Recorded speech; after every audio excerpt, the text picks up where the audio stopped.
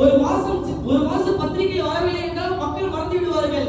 ஆனால் இப்படி 1400 ஆண்டுகளுக்கு பின்னாலும் இந்த உலகம், இந்த சமூகம் நாயகத்தை பற்றி பேசுகிறது என்றால் நாயகத்தின் மாண்பு எவ்வளவு இருக்க வேண்டும் சிந்திக்க வேண்டும். முஹம்மது ரசூலுல்லாஹ் ஸல்லல்லாஹு அலைஹி வஸல்லம் அவர்கள் இன்று வரை மெயின் சப்ஜெக்டாக மட்டுமல்லாமல் 170 கோடி மக்களின் குடும்ப இல்ல தலைவர்களாக நாயகம் ஸல்லல்லாஹு அலைஹி வஸல்லம் இருக்கின்றார்கள். உண்மை என்ன தெரியுமா? நீங்கள் எல்லாம் ஆதார் கார்டிலோ ரேஷன் கார்டிலோ மாத்திரம்தான் நீங்கள் எல்லாம் குடும்ப தலைவர்கள். ஆனால் நம்முடைய உண்மையான குடும்ப தலைவர் யார் தெரியுமா? என் பெருமான் முஹம்மது ரசூலுல்லாஹ் ஸல்லல்லாஹு அலைஹி வஸல்லம் அவர்கள்தான் உண்மையான குடும்ப தலைவர்கள். உண்டா நாயகத்தை போன்று, படுத்தா நாயகத்தை போன்று, பேசினா நாயகத்தை போன்று, செருப்பு அணிந்தால் செருப்பு அணியும் போது வலது காலில் அணிகிறான், செருப்பை கழட்டுகிற போது இடது காலில் கழட்டுகிறான். காரணம் என்னப்பா என்று 15 நூற்றாண்டுக்கு பிறகு கேட்டால், என் நாயகம் போட்டார்கள் அப்படிதான் நான் போட்டாக வேண்டும் என்று கூறினார் அல்லவா? இதுதான் அவர்கள் மறைந்தும் அவர் செய்கின்ற ஆளுமை. ஸல்லல்லாஹு அலைஹி வஸல்லம் முஹம்மது நபி ஸல்லல்லாஹு அலைஹி வஸல்லம் அவர்களின் புகழ் எந்த அளவு உயர்ந்திருக்கு என்று நாம் சிந்திக்க கூடாது. ஒரு ஃபர்னா லக திக்ரக், அல்லாஹ் சுப்ஹானஹு வ தஆலா நாயகத்தின் புகழை உயர்த்தி விட்டால் நமக்கு புகழ்கின்றதுக்கு காரணம் என்னன்னா, நாயகம் ஸல்லல்லாஹு அலைஹி வஸல்லம் ஷஃபாஅத், நாயகத்தின் முஹப்பத்துக்காக, நாயகத்தின் பிரியத்திற்காக நாயகத்தை நாம் புகழ்கின்றோம்.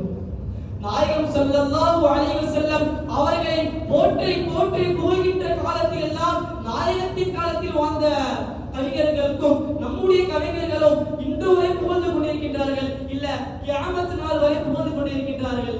ஆனால் நாயகத்தின் முடிவுக்கு வர முடியாது. நாயகத்தின் எல்லையை நிறைய மனிதருக்கு நிறைவுக்கு வர முடியாது என்பதுதான் உண்மை. முஹம்மது ஸல்லல்லாஹு அலைஹி வஸல்லம் புகழப்பட்டவர் என்று பொருள். முஹம்மது நபி ஸல்லல்லாஹு அலைஹி வஸல்லம் என்ற பெயர், முஹம்மது என்ற பெயர் உலகத்தில் எவ்வளவு பேர் வைத்திருக்கின்றார்கள். முஹத்திஸீன்கள், மார்க்க அறிஞர்கள் எழுதுவார்கள், முஹம்மது ஸல்லல்லாஹு அலைஹி வஸல்லம் நாயகம் பிறக்கின்ற வரை முஹம்மது என்ற பெயர் இல்லை. எப்படி எல்லாம் பெயர் வைக்கிறார்கள்? அவர் பிள்ளைகளுக்கு நூதனமான பெயரை, இலக்கிய வடிவில் பெயரை, நூதனமாக எவ்வளவு பெயரை வைத்தான். ஆனால் முஹம்மது என்ற பெயர் அவன் கல்துக்கும் வெட்டவில்லை, அவன் கண்ணுக்கும் அல்லாஹ் தஆலா கொடுக்கவில்லை. ஸல்லல்லாஹு அலைஹி வஸல்லம் நாயகத்தின் பெயர் அவன் கல்துக்கும் கிடைக்கவில்லை, கண்ணுக்கும் கிடைக்கவில்லை. நாம் எல்லாம் எவ்வளவு யோசிக்கின்றோம் ஒரு பெயரை வைப்பதற்கு. ஆனால் நாயகத்தின் பெயர் அவனுக்கு கிடைக்கவில்லை. பிறகு அல்லாஹ் தஆலா அப்துல் முத்தலிஃப்க்கு முஹம்மது என்ற பெயரை எழுதுகிறான். பிறகு வைக்கின்றார்கள் ஆமினம்மா ஃபைதா வலவதி வஸம்மை முஹம்மதா, பிறகு முஹம்மது என்ற பெயரை வைத்து விட்டார்கள். 2010 வரை ஒரு நபரின் பெயர் கின்னஸ் ரெக்கார்ட் இருந்தது என்றால் கிறிஸ்துவ பெயர் ஜான்.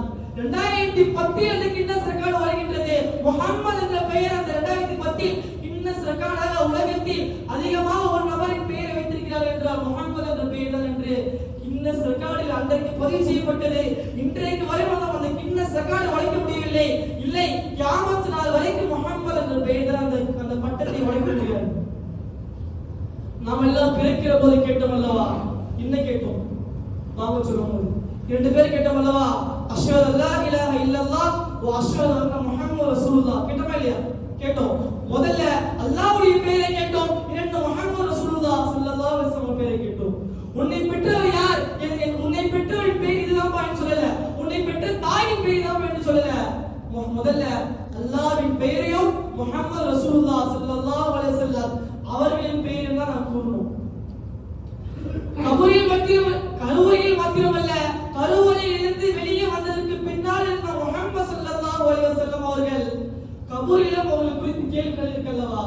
அதாரிஃபு மன் ஹாதா, இந்த நபரை பற்றி நீ அறிந்திருக்கிறாயா என்று கபூரில் கேள்விகள் இருக்கல்லவா?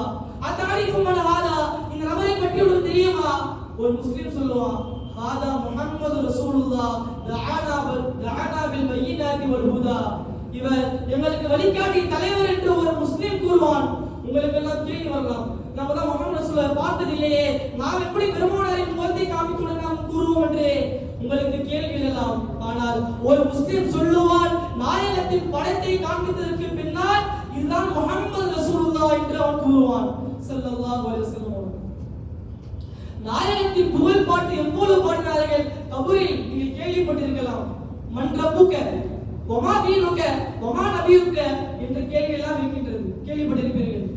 முஹத்திஸீன்கள், குறிப்பாக புகாரியுடைய விரிவாளர் இப்னு ஹஜர் அஸ்கலானி ரஹ்மத்துல்லாஹி அலைஹி கூறுகிறார்கள், நாயகம் ஸல்லல்லாஹு அலைஹி வஸல்லம் அவர்களை பற்றிய கேள்வியை தவிர மற்ற எல்லா கேள்வியும் உங்களுக்கு துணை கேள்விதான் தவிர நாயகத்தை பற்றிய கேள்விதான் உண்மையான கேள்வி, பிரதானமான கேள்வி என்று கூறுகிறார்கள்.